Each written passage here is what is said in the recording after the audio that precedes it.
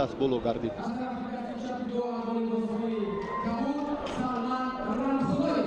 در وزن جمعی 80 کیلو اکنون باز فرصت است که ما دو پهلوانی میدان رو با شما معرفی سازیم.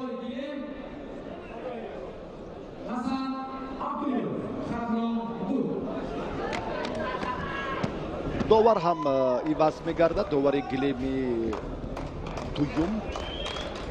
امروز برنده مدال نقره چمپیون دو کاراته آسیا استاد ورزشی درجه بین المللی پهلوان محبوب کشور کامرانشاهی استوپریان با خلعت سفید به میدان آمده است و عبدالقادر محمد رحیمов پهلوان شهر دوشنبه وزن گران دارد و این نفر هم البته در میان پهلوانان مردمی شهرت خاصه دارد و امروز هم توجه به این سمت آگاهی به هر دو داده شد بنا بر سبب البته بنا بر سبب دیر به میدان برآمدنشون. بله، کامرانشاه استوپریان در چمپیونات آسیا که 2 روز قبل به انجام رسید در مرحله نهایی از حریف پرقوت خود پهلوان ژاپنی شکست خورد و برنده مدال نقره گردید.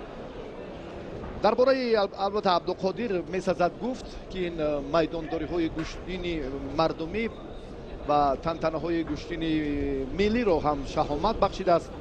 وزنش اندکی گران هم هست اما در فهرست آن بهترین هایی که چون بیان کردیم البته دیگر اینجا هم وزن و هم اینجا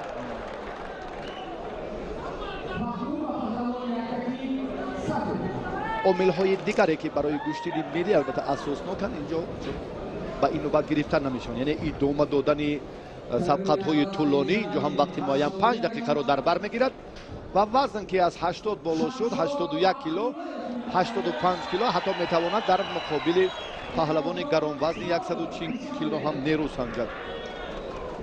با کامرانشاه توجه میکنیم الان این رقابت اولی هم آهسته آهسته میخواهد که با موفقانه پس سر کند و عبدالقادر اندکی یک توجه کرد برای آغاز این سبقت عملهای بهترش که در گشتین های مردمی خیلی خوب درخشیده است اما در مقابل چمپیون دو کاراته آسیا الان اون هدف های خود رو هم نمیتواند به آسانی عملی سازد. الکی از میدان بیرون شد. این فرصتی که داور مرکز هم به این سمت اعتبار میدهد. بله، آگاهی به عبدالقادر داده شد. اکنون کمی عقب نشینی این پهلوان محمد رحیمov ورزشکاری خلعت کبود داشته البته با آن سبب بود که فشارها از جانب کامرانشاه اندکی بیشتر گردیدند بعد از خاتمه الکی دقیقه دوم. در دوام 5 دقیقه البته باز هم در دوام 2 دقیقه حتی باز هم داوران موظفند که فعال رو نشان دهند. امروز هم البته باز تعداد داوران نسبت به مسابقات دیگر اندکی محدود شده است به خاطر آنکه البته باز یک کمیسیون مخصوص هم جهت بیان کردن داوران صاحب تجربه. خیلی هم یک پرتافت جالبی کامرانشاه بود اما عبدالقادر از این حالت رها یافت. بعداً به پهلوان خلعت سفید داشته کامرانشاهی استوپریان داده شد.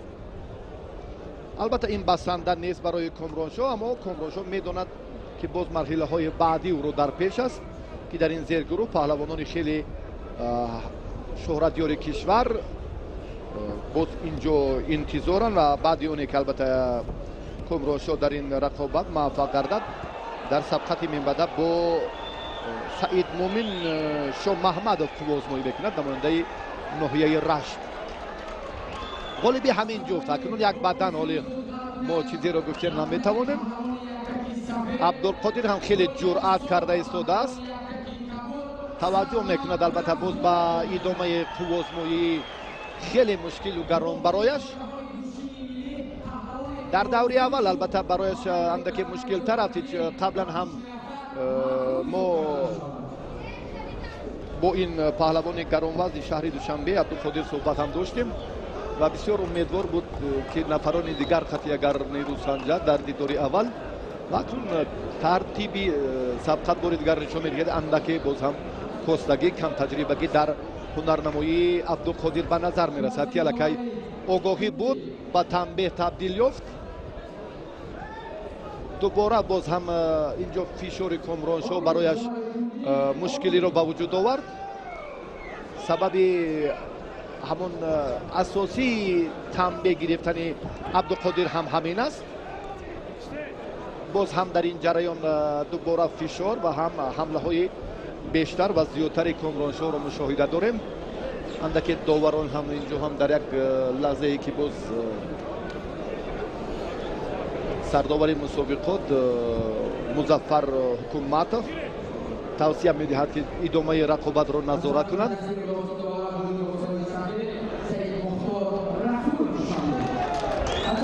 Комроншоҳ барои хотимаи марҳилаи асосӣ яъне роҳхат ба бозиҳои Олимпии Токио 2020 бештар кӯшиш мекунад ва дар марҳилаҳои анҷом ёфта боз дар мусобиқоти Гранд Слем, Гран При ҳам аллакай хеле ҳам як натиҷаи беҳтар ба даст овардааст. Комроншоҳ Юсуппирён баъди оне ки фишорро дучанд кард, ҳарифаш огоҳӣ гирифт танбеҳ ва танбеҳи дуюм аллакай Абдуқодир аз майдон ронда шуд. яъне рақобатро ба бохт анҷом дод Абдуқодир ва Комроншоҳ акнун аз ин марҳила ба марҳилаи баъдӣ роҳ ёфт ки бо Саид Момин Шоҳмаҳмадов дар даври дуюм нерӯ месанҷад. Саид Мухтор Расулов ҳоло ҳам як ҳаракати дигараш ҳам хеле табъидил буд.